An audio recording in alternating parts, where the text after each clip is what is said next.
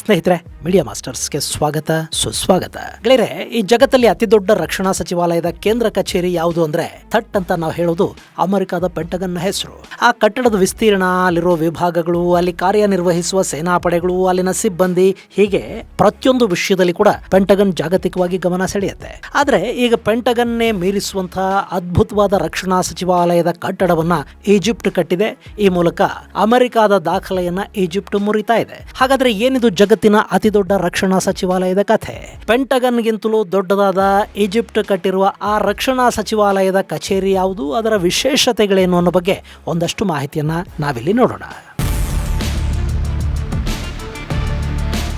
ಗೆಳೆಯರೆ, ನಿಮಗೆ ನೆನಪಿದ್ಯಾ, ಅವತ್ತು 2001 ಸೆಪ್ಟೆಂಬರ್ 11 ಅಲ್ ಖೈದಾ ಅಮೆರಿಕದ ಮೇಲೆ ವೈಮಾನಿಕ ದಾಳಿ ಮಾಡುತ್ತೆ. ಒಟ್ಟು 4 ವಿಮಾನಗಳನ್ನ ಹೈಜಾಕ್ ಮಾಡಿದ್ದ ಉಗ್ರರು ಅದರಲ್ಲಿ 2 ಟ್ವಿನ್ ಟವರ್ ಮೇಲೆ ನುಗ್ಗಿಸಿದ್ರು. ಅದೇ ದಿನ ಬೆಳಗ್ಗೆ 9:57 ಹೊತ್ತಿಗೆ ಮತ್ತೊಂದು ವಿಮಾನ ಅಮೆರಿಕದ ರಕ್ಷಣಾ ಸಚಿವಾಲಯದ ಕಟ್ಟಡದ ಮೇಲೆ ಬಿತ್ತು. ಆ ದಾಳಿಲಿ ಒಟ್ಟು 184 ಮಂದಿ ಸಾವಿಗೀಡಾದರೂ, ಸಾಕಷ್ಟು ಜನ ಗಾಯಗೊಂಡ್ರು.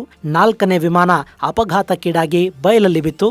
ಇನ್ನು ಈ ಘಟನೆಯಲ್ಲಿ ಸಾವನ್ನಪ್ಪಿದವರ ಪೈಕಿ 59 ಮಂದಿ, ಹಾಗೆ ಗಾಯಗೊಂಡವರ ಪೈಕಿ 125 ಮಂದಿ ಸಚಿವಾಲಯದ ಕಟ್ಟಡದಲ್ಲಿದ್ದವರೇ ಆಗಿದ್ರು. ಹೀಗೆ ಭೀಕರ ದಾಳಿಗೆ ತುತ್ತಾದ ಆ ರಕ್ಷಣಾ ಸಚಿವಾಲಯದ ಕಟ್ಟಡ ಬೇರಿನ್ಯಾವುದೂ ಅಲ್ಲ, ಅದೇ ಪೆಂಟಗಾನ್. ಇಲ್ಲಿ ಈಗ ಪೆಂಟಗಾನ್ ವಿಷಯ ಯಾಕೆ ಹೇಳ್ತಾ ಇದ್ದೀನಿ ಅಂತ ಅಂದ್ಕೋತಾ ಇದ್ದೀರಾ? ಇಲ್ಲಿವರೆಗೆ ಈ ಪೆಂಟಗಾನ್ ಅನ್ನು ಮೀರಿಸುವ ಯಾವುದೇ ದೊಡ್ಡ ರಕ್ಷಣಾ ಸಚಿವಾಲಯದ ಕಟ್ಟಡ ಜಗತ್ತಲ್ಲಿರಲಿಲ್ಲ.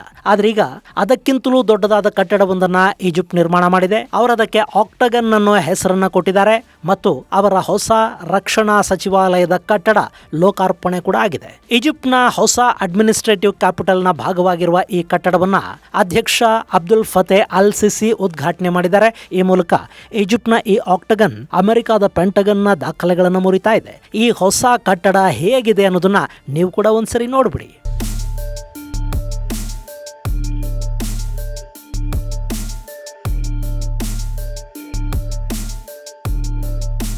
ಗೆಳೆಯರೆ, ದಿ ಆಕ್ಟಗನ್ ಈಜಿಪ್ಟ್ನ ಸಶಸ್ತ್ರ ಪಡೆಗಳ ಹೊಸ ಪ್ರಧಾನ ಕಚೇರಿ. ಇದು ವಿಶ್ವದ ಅತಿದೊಡ್ಡ ಹಾಗೂ ಅತ್ಯಾಧುನಿಕ ಸೇನಾ ಕಮಾಂಡ್ ಕೇಂದ್ರಗಳ ಪೈಕಿ ಒಂದು ಅನ್ನಿಸ್ಕೊಳ್ತಾ ಇದ್ದು, ಈಜಿಪ್ಟ್ನ ಭೂಸೇನೆ, ವಾಯುಪಡೆ, ನೌಕಾಪಡೆ ಹಾಗೂ ವಾಯು ರಕ್ಷಣಾ ಪಡೆ ಸೇರಿದಂತೆ ಎಲ್ಲ ಸೇನಾ ವಿಭಾಗಗಳ ಕಾರ್ಯಾಚರಣೆಗಳು ಇನ್ನು ಮುಂದೆ ಇಲ್ಲಿಂದಲೇ ನಡೆಯುತ್ತವೆ. ಇದೊಂದು ಸೆಂಟ್ರಲೈಸ್ಡ್ ವ್ಯವಸ್ಥೆ ಆಗಿರೋದ್ರಿಂದ ಆ ಸೇನಾ ಪಡೆಗಳ ನಡುವೆ ಒಂದು ಸಮನ್ವಯ ಸಾಧಿಸೋದಿಕ್ಕೆ ಇದು ಸಹಕಾರಿಯಾಗತ್ತೆ ಅಂತ ಹೇಳ್ತಾ ಇದ್ದಾರೆ. 2018ರಲ್ಲಿ ಶುರುವಾದ ಈ ಕಟ್ಟಡದ ನಿರ್ಮಾಣ ಕಾರ್ಯ ಹಂತವಾಗಿ ಪೂರ್ಣಗೊಂಡಿದೆ. ಈಗ ಕಟ್ಟಡದ ಉದ್ಘಾಟನೆ ಕೂಡ ಆಗಿದೆ. ಇನ್ನು ಇಲ್ಲಿ ಹೆಸರೇ ಹೇಳೋ ಹಾಗೆ ಆಕ್ಟೋಗನ್ ಅಂದ್ರೆ 8 ಮುಖಗಳನ್ನ ಹೊಂದಿರುವ ಅಥವಾ ಅಷ್ಟಭುಜಾಕೃತಿ ಅಂತ ಅರ್ಥ. ಈ ಸೇನಾ ಕಟ್ಟಡದ ವಿನ್ಯಾಸ ಕೂಡ ಸಂಪೂರ್ಣ ಅಷ್ಟಭುಜಾಕೃತಿಯಲ್ಲಿರೋದ್ರಿಂದ ಇದನ್ನ ದಿ ಆಕ್ಟಗನ್ ಅಂತ ಕರೆಯಲಾಗಿದೆ. ಇಲ್ಲಿ ಒಂದು ಸೆಂಟ್ರಲ್ ಕಮಾಂಡ್ಗೆ 8 ಕಟ್ಟಡಗಳನ್ನ ಜೋಡಿಸಲಾಗಿದ್ದು ಅವುಗಳನ್ನ ವಿಭಿನ್ನ ಸೇನಾ ವಿಭಾಗಗಳ ಕಾರ್ಯಾಚರಣೆಗೆ ಮೀಸಲಿಡಲಾಗಿದೆ. ಇನ್ನು ಈಗ ನಿರ್ಮಾಣ ಆಗಿರೋ ಈ ಆಕ್ಟೋಗನ್ ಈಜಿಪ್ಟ್ ನಿರ್ಮಿಸ್ತಾ ಇರುವ ಹೊಸ ಆಡಳಿತ ರಾಜಧಾನಿಯಲ್ಲೇ ಇದೆ. ಇದು ಕೈರೋದಿಂದ ಸುಮಾರು 45 ಕಿಲೋಮೀಟರ್ ದೂರದಲ್ಲಿದ್ದು ಅಧ್ಯಕ್ಷರ ಹೊಸ ಕಚೇರಿಗೆ ತುಂಬಾ ಹತ್ತಿರದಲ್ಲೇ ಇದಿದೆ.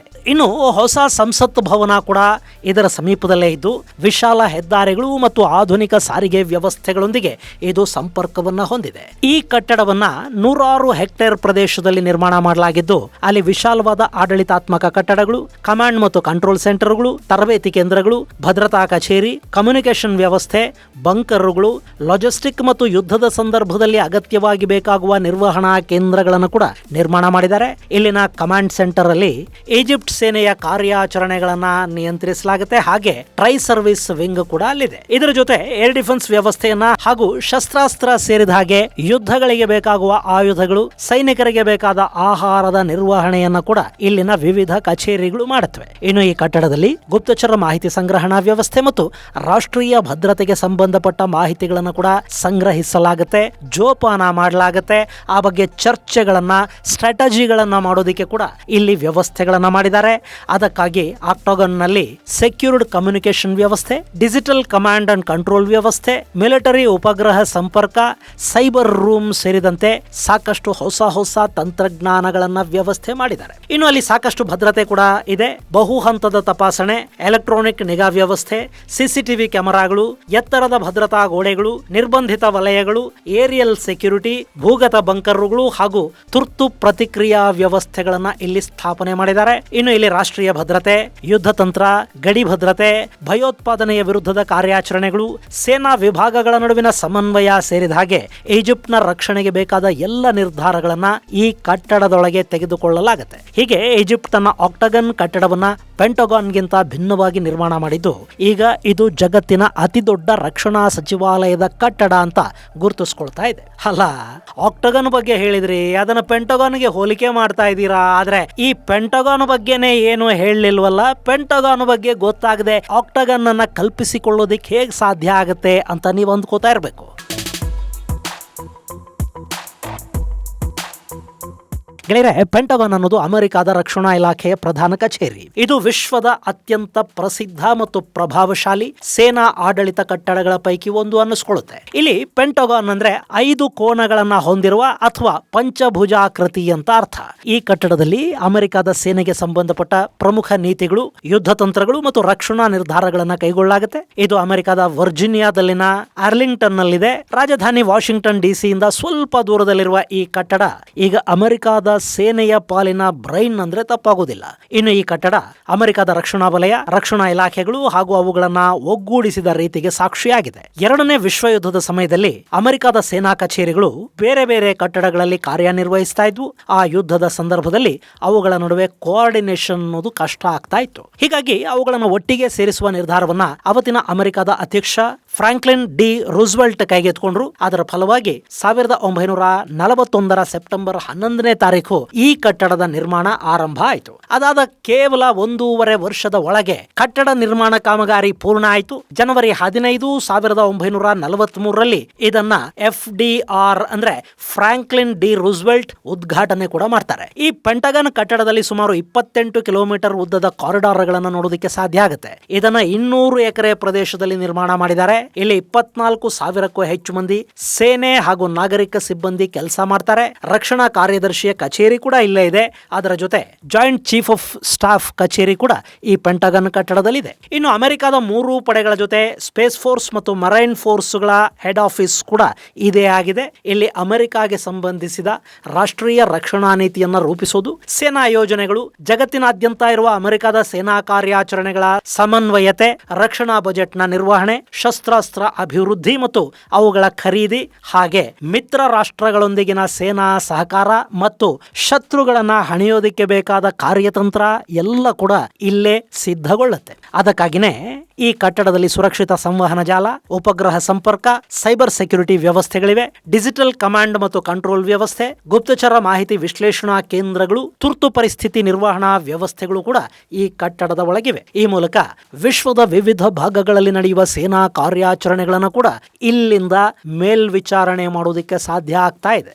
ಇನ್ನು ಪೆಂಟಗಾನ್ ಮೇಲೆ 2001ರಲ್ಲಿ ದಾಳಿ ಆಯಿತು ಅನ್ನೋದನ್ನ ಬಿಟ್ರೆ ಅದು ತುಂಬಾನೇ ಸುರಕ್ಷಿತವಾಗಿರುವ ಕಟ್ಟಡ ಅಂತ ಗುರುತಿಸ್ಕೊಳ್ಳುತ್ತೆ. ಹಾಗೆ ಅದಕ್ಕಾಗಿ ಎಲ್ಲ ರೀತಿಯ ಆಧುನಿಕ ರಕ್ಷಣಾ ವ್ಯವಸ್ಥೆಗಳನ್ನು ಕೂಡ ಅಮೆರಿಕ ಮಾಡಿಕೊಂಡಿದೆ. ಇನ್ನು ಈ ಕಟ್ಟಡ ಅಮೆರಿಕದ ಸೇನಾ ಶಕ್ತಿಯ ಸಂಕೇತವಾಗಿ ಕಾಣಿಸ್ತಾ ಇದ್ದು ವಿಶ್ವದ ಪ್ರಮುಖ ರಕ್ಷಣಾ ನಿರ್ಧಾರಗಳನ್ನು ತೆಗೆದುಕೊಳ್ಳುವ ಕೇಂದ್ರ ಅಂತ ಇದು ಕರೆಸಿಕೊಳ್ಳುತ್ತೆ. ನ್ಯಾಟೋ ಸೇರಿದಂತೆ ಅನೇಕ ಮಿತ್ರ ರಾಷ್ಟ್ರಗಳೊಂದಿಗಿನ ಸಮನ್ವಯಕ್ಕೆ ಕೂಡ ಈ ಕಟ್ಟಡವನ್ನು ಬಳಕೆ ಮಾಡ್ತಾರೆ. ಈಗ ಇಂಥದ್ದೇ ಪ್ರಯತ್ನವನ್ನ ಈಜಿಪ್ಟ್ ಕೂಡ ಮಾಡ್ತಾ ಇದೆ. ಈಜಿಪ್ಟ್ ಇಲ್ಲಿ ಆಕ್ಟಗನ್ಗಾಗಿ 22,000 ಎಕರೆ ಪ್ರದೇಶವನ್ನು ಬಳಕೆ ಮಾಡಿಕೊಂಡಿದೆ. ಗೆಳೆಯರೆ, ಪೆಂಟಗಾನ್ 200 ಹೆಕ್ಟೇರ್ ಅಲ್ಲಿದೆ, ಆದರೆ ಆಕ್ಟಗನ್ 22,000 ಎಕರೆ ಪ್ರದೇಶದಲ್ಲಿದೆ. ಹೀಗಾಗಿ ಇದು ಪೆಂಟಗನ್ಗಿಂತ ತುಂಬಾ ದೊಡ್ಡದು ಅನಿಸ್ಕೊಳ್ಳುತ್ತೆ. ಹಾಗೆ ಈಜಿಪ್ಟ್ ಇದೆಯಲ್ಲ, ಇದು ಅರಬ್ ದೇಶಗಳ ಪೈಕಿ ಅತಿ ದೊಡ್ಡ ಮತ್ತು ಅತ್ಯಂತ ಬಲಿಷ್ಠ ಸೇನೆಯನ್ನ ಹೊಂದಿರುವ ದೇಶ ಅಂತ ಕರೆಸ್ಕೊಳ್ಳುತ್ತೆ. ಆ ನಂಬಿಕೆಯನ್ನ ಉಳಿಸಿಕೊಳ್ಳುವ ಪ್ರಯತ್ನದ ಭಾಗವಾಗಿ ಕೂಡ ಈಜಿಪ್ಟ್ ಈ ಕಟ್ಟಡವನ್ನು ಇಲ್ಲಿ ನಿರ್ಮಾಣ ಮಾಡಿದೆ ಅಂತ ಹೇಳ್ತಾ ಇದ್ದಾರೆ. ಹಾಗೆ ನಾವು ಅಮೆರಿಕಾಗಿಂತ ಏನೂ ಕಡಿಮೆ ಇಲ್ಲ ಅನ್ನೋದನ್ನ ಈಜಿಪ್ಟ್ನ ಜನರಿಗೆ ತಿಳಿಸೋದಕ್ಕೆ LCC ಈ ಕೆಲಸವನ್ನ ಮಾಡಿದಂತೆ ಕಾಣ್ತಾ ಇದೆ. ಇದಲ್ಲದೆ ಈಜಿಪ್ಟ್ ಈ ಕಟ್ಟಡವನ್ನು ನಿರ್ಮಾಣ ಮಾಡಿರೋದು ತನ್ನ ಹೊಸ ಅಡ್ಮಿನಿಸ್ಟ್ರೇಟಿವ್ ಕ್ಯಾಪಿಟಲ್ ಯೋಜನೆಯ ಭಾಗವಾಗಿ. ಈ ಯೋಜನೆ 21ನೇ ಶತಮಾನದ ಅತ್ಯಂತ ಮಹತ್ವಾಕಾಂಕ್ಷಿ ನಗರಾಭಿವೃದ್ಧಿ ಯೋಜನೆಗಳ ಪೈಕಿ ಒಂದು ಅನ್ನಿಸ್ಕೊಳ್ಳುತ್ತೆ. ಕೈರೋ ನಗರದಿಂದ ಪೂರ್ವಕ್ಕೆ ಸುಮಾರು 45 ಕಿಲೋಮೀಟರ್ ದೂರದಲ್ಲಿರುವ ಮರುಭೂಮಿಯಲ್ಲಿ ಈಜಿಪ್ಟ್ ತನ್ನ ಹೊಸ ರಾಜಧಾನಿ ರಾಜಧಾನಿ ನಗರವನ್ನ ನಿರ್ಮಾಣ ಮಾಡ್ತಾ ಇದ್ದು 2015ರಲ್ಲಿ ಅಧ್ಯಕ್ಷ ಅಬ್ದುಲ್ ಫತಾ ಅಲ್ ಸಿಸಿ ಸರ್ಕಾರ ಈ ಯೋಜನೆಯನ್ನ ಘೋಷಿಸಿತು. ಅದರ ಪ್ರಮುಖ ಉದ್ದೇಶ ಕೈರೋ ನಗರದ ಮೇಲಿನ ಒತ್ತಡವನ್ನ ಕಡಿಮೆ ಮಾಡೋದು ಹಾಗೂ ಆಧುನಿಕ ಸ್ಮಾರ್ಟ್ ಸಿಟಿಯನ್ನ ನಿರ್ಮಾಣ ಮಾಡೋದು. ಇನ್ನು ಈ ಯೋಜನೆಯಿಂದ ಈಜಿಪ್ಟ್ಗೆ ಬಹಳ ದೊಡ್ಡ ಲಾಭ ಕೂಡ ಆಗ್ತಾ ಇದೆ. ಹೊಸ ನಗರದ ನಿರ್ಮಾಣದಿಂದ ಕೈರೋ ನಗರದ ಅತಿಯಾದ ಜನದಟ್ಟಣೆಯನ್ನ ಕಡಿಮೆ ಮಾಡಬಹುದು. ಎಲ್ಲ ಸಚಿವಾಲಯಗಳನ್ನ ಒಂದೇ ಕಡೆಯಲ್ಲಿ ಸ್ಥಾಪಿಸೋದಕ್ಕೆ ಸಾಧ್ಯ ಆಗುತ್ತೆ. ಆಧುನಿಕ ಆಡಳಿತ ವ್ಯವಸ್ಥೆಯ ನಿರ್ಮಾಣ ಆಗುತ್ತೆ. ವಿದೇಶಿ ಹೂಡಿಕೆಯನ್ನ ಆಕರ್ಷಿಸೋದಕ್ಕೆ ಸಾಧ್ಯ ಆಗುತ್ತೆ. ತಂತ್ರಜ್ಞಾನ, ಹಸಿರು ಪರಿಸರ ಮತ್ತು ಸುಸ್ಥಿರ ನಗರಾಭಿವೃದ್ಧಿಯನ್ನ ಉತ್ತೇಜಿಸುವ ನಿಟ್ಟಲ್ಲಿ ಈ ಯೋಜನೆಯನ್ನ ಕೈಗೆತ್ತಿಕೊಳ್ಳಲಾಗಿದೆ. ಸುಮಾರು 700 ಚದರ ಕಿಲೋಮೀಟರ್ ವಿಸ್ತೀರ್ಣದಲ್ಲಿ ನಿರ್ಮಾಣಗೊಳ್ಳುತ್ತಾ ಇರುವ ಈ ನಗರ ಸಿಂಗಪುರದಷ್ಟು ದೊಡ್ಡ ನಗರವಾಗುವ ಸಾಧ್ಯತೆ ಇದೆ ಅಂತ ಹೇಳ್ತಾ ಇದ್ದಾರೆ. ಇಲ್ಲಿ 65 ಲಕ್ಷದಿಂದ 1 ಕೋಟಿಯಷ್ಟು ಜನ ವಾಸ ಮಾಡೋದಕ್ಕೆ ಅವಕಾಶ ಇರುತ್ತೆ. ಹೀಗೆ ಈಜಿಪ್ಟ್ ತನ್ನ ವಿಶೇಷ ಕಲ್ಪನೆಗಳ ಮೂಲಕ ಜಗತ್ತಿನ ಗಮನವನ್ನು ಸೆಳೆಯೋದ್ರ ಮೂಲಕ ಟೂರಿಸಂ ಅನ್ನು ಕೂಡ ಉತ್ತೇಜಿಸುವ ಕೆಲಸವನ್ನು ಮಾಡ್ತಾ ಇದೆ. ಅದರ ಭಾಗವಾಗಿನೇ ಈಗ ಇದೆಲ್ಲವೂ ನಿರ್ಮಾಣ ಆಗ್ತಾ ಇರೋದು. ಇದು ಗೆಳೆಯರೆ, ಈಜಿಪ್ಟ್ ಅಲ್ಲಿ ನಿರ್ಮಾಣ ಆಗಿರುವ ಪೆಂಟಗನ್ಗಿಂತಲೂ ದೊಡ್ಡದಾದ ರಕ್ಷಣಾ ಸಚಿವಾಲಯದ ಕುರಿತಾದ ಒಂದಷ್ಟು ಮಾಹಿತಿ. ಮುಂದಿನ ಸಂಚಿಕೆಯಲ್ಲಿ ಮತ್ತಷ್ಟು ವಿಶೇಷಗಳ ಜೊತೆ ಮತ್ತೆ ಭೇಟಿಯಾಗೋಣ. ಅಲ್ಲಿವರೆಗೆ ಜೈ ಹಿಂದ್, ಜೈ ಕರ್ನಾಟಕ.